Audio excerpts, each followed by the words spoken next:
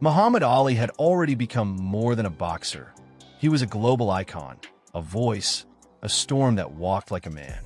Clint Eastwood, on the other hand, was Hollywood's silent gun, a face that didn't need many words to command attention.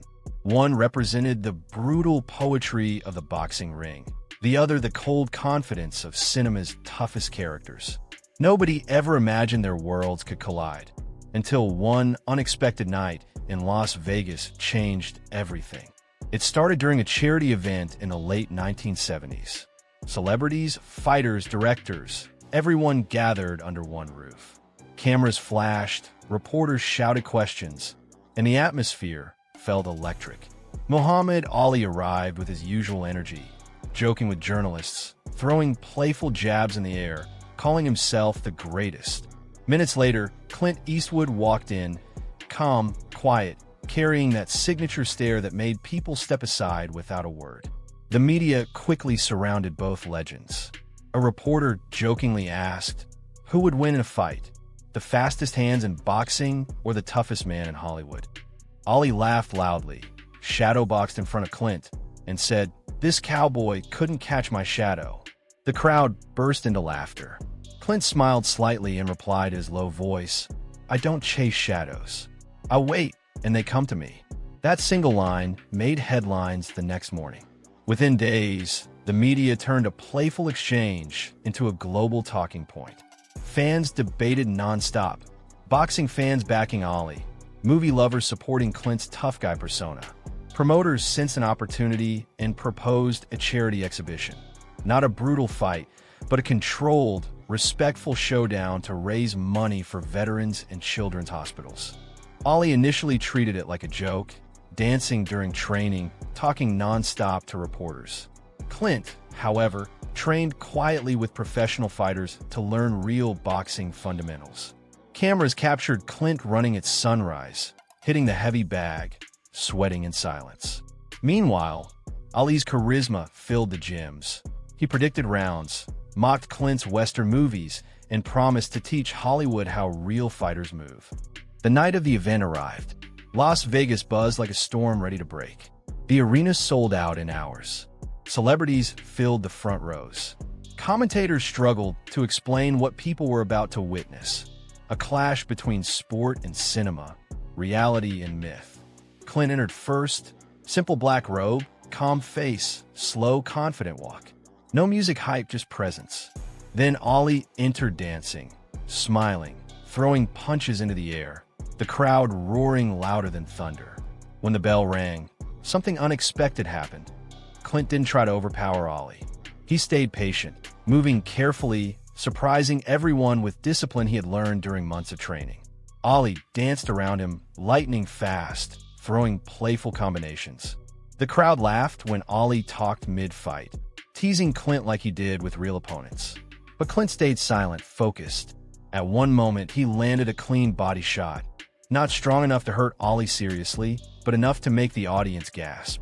Ali smiled wide, nodded respectfully, and clapped his gloves together as if acknowledging Clint's effort. Round after round, the fight became less about competition and more about mutual respect. Ali slowed down intentionally, allowing Clint moments to shine, making the crowd feel the spirit of the event. Clint showed unexpected courage, never backing down, proving he wasn't just a movie tough guy. The audience realized they weren't watching enemies. They were watching two legends honoring each other's worlds. In the final round, Ali performed his famous rope-a-dope for fun, letting Clint throw combinations while the crowd cheered wildly. When the final bell rang, both men stood in the center. Instead of waiting for a decision, Ali grabbed Clint's glove, raised it high, and told the audience, "This man has heart, real heart." Clint nodded and replied quietly into the microphone, "And this man is exactly what he says he is, the greatest." The judges declared it a friendly draw, but the real victory was the millions raised for charity. The media stopped framing it as a rivalry and started calling it one of the most unique sporting exhibitions ever imagined. Fans left the arena feeling they had witnessed something beyond a fight, a moment where two different kinds of strength met and respected each other. Years later, clips from that night continue to circulate online. People didn't watch it to see who won. They watched it to see charisma meet discipline, speed meet patience, and entertainment meet genuine respect. Muhammad Ali remained the king of the ring. Clint Eastwood returned to Hollywood with a deeper appreciation for real fighters, and the story became a legend whispered among fans who loved both cinema and sport. And maybe that's why the story never fades, because it wasn't about proving who was tougher. It was about two icons stepping into each other's worlds, showing that greatness can exist in many forms. And sometimes the most powerful battles are the ones fought with respect, humor, and the desire to inspire millions watching from the sidelines. The night of the exhibition didn't end when the crowd left the arena. Backstage, something unusual happened. Instead of rushing to interviews, Muhammad Ali and Clint Eastwood sat together quietly, away from cameras. Ali laughed loudly, replaying moments from the fight, while Clint listened with a small smile. For the first time, people saw two legends not as competitors, but as men sharing stories about fear, pressure, and the strange loneliness that comes with fame. The unexpected friendship between them started making headlines. Journalists who once tried to create rivalry now wrote about mutual respect. Ali invited Clint to one of his real boxing training camps, saying, "Now you'll see what champions really go through." Clint accepted, not as a movie star preparing for a role, but as a man genuinely curious about the discipline behind greatness. At the camp, Clint witnessed the brutal reality of boxing. Early morning runs before sunrise, fighters pushing through exhaustion, coaches yelling instructions non-stop. He saw young boxers dreaming of becoming the next Muhammad Ali, repeating Ali's famous phrases while throwing punches into worn-out heavy bags. Ali showed Clint how strategy mattered more than strength, how psychological battles began long before stepping into the ring. Clint, in return, invited Ali to a Hollywood film set. Ali was fascinated by the controlled chaos of filmmaking, lights everywhere, actors repeating scenes again and again to get the perfect shot. He joked that boxing was easier because at least punches only happen once. Clint explained how silence and patience created powerful moments on screen, something Ali began to appreciate deeply. Their bond slowly grew into a unique collaboration idea, a film inspired by real fighter struggles. The project wasn't about glorifying violence, but about showing the human side of champions. Ali wanted to show the heart behind the gloves, while Clint wanted to explore the quiet mental battles that audiences rarely saw. Rumors of their joint project spread quickly, creating massive anticipation. However, not everyone supported the idea. Some boxing fans believed Ali should stay away from Hollywood. Some film critics doubted whether a real fighter could carry emotional scenes. The pressure mounted as both legends faced criticism from their own worlds. Instead of backing down, they decided to document their journey, sharing honest conversations about doubts, failures, and expectations. During one training session for the film's preparation, a young amateur boxer challenged Clint for a friendly sparring match. The moment felt symbolic, Clint stepping into a real fighter's world again. Ali watched from the corner, shouting encouragement and jokes. Clint wasn't perfect, but his determination impressed everyone in the gym. The young boxer later said Clint's courage inspired him more than any movie ever could. As filming began, Ali surprised the crew with his natural charisma in emotional scenes. Instead of memorizing lines perfectly, he spoke from the heart, telling stories from his own life about sacrifices, injuries, and the constant need to prove himself. Clint directed scenes with a calm focus, allowing silence to carry emotion just like in his iconic films. Meanwhile, the public became fascinated by their friendship. Talk shows invited them together. Ali would tease Clint live on air, while Clint would respond with dry humor that made audiences laugh unexpectedly. Their chemistry showed people that strength didn't always look the same.